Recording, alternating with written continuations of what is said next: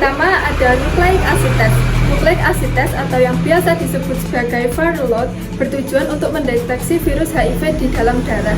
Tes ini lebih cepat daripada tes yang lain, namun harganya lebih mahal. Dokter biasanya akan melakukan nucleic acid test jika seseorang terkena paparan resiko tinggi dan menunjukkan gejala awal HIV. Tes ini umumnya dilakukan dengan pengambilan sampel darah melalui pembuluh darah vena. Tes antigen. Tes antigen atau antibodi biasanya dilakukan dengan pengambilan sampel darah dari vena oleh dokter. Namun terkadang ada juga proses pengambilan sampel yang dilakukan dengan tusukan jari. Tes ini berfokus untuk mengidentifikasi antigen dan antibodi yang dihasilkan virus HIV. HIV menghasilkan antigen yang disebut P24 yang dapat dideteksi oleh tes darah sebelum antibodi terhadap virus berkembang. Yang ketiga ada tes antibodi HIV. Tes antibodi HIV dilakukan untuk mencari antibodi terhadap HIV di dalam darah atau cairan tubuh. Ini menjadi tes mandiri HIV yang saat ini. Penggunaannya sudah disetujui secara luas oleh dokter. Tes antibodi HIV ini dianggap lebih cepat mendeteksi virus daripada tes yang dilakukan dengan melibatkan tusukan jari atau cairan mulut.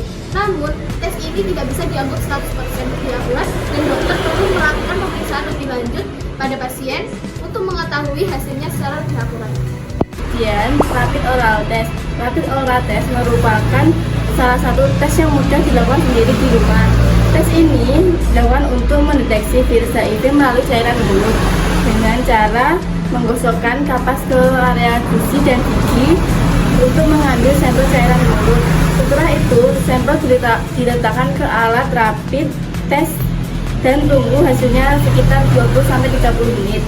Kemudian, tes ini sangat akurat untuk seseorang yang diduga memiliki virus sejak lama. Akan tetapi, jika seseorang baru terkena HIV, hasil tesnya kurang akurat.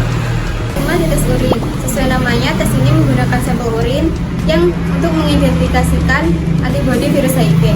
Namun, tes ini tidak seperti tes yang lain yang menggunakan cairan mulut dan darah.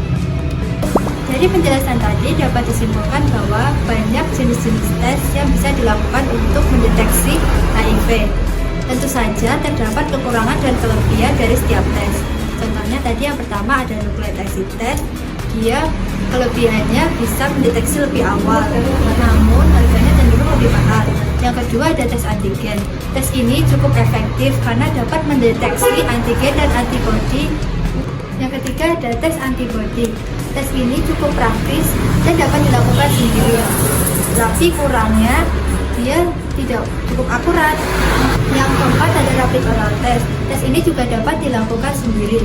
Tentu saja kekurangannya adalah dia tidak cukup akurat untuk mendeteksi infeksi baru. Dan yang kelima adalah tes urin. Tes ini merupakan tes yang cukup sederhana, namun tingkat akurasinya cukup rendah.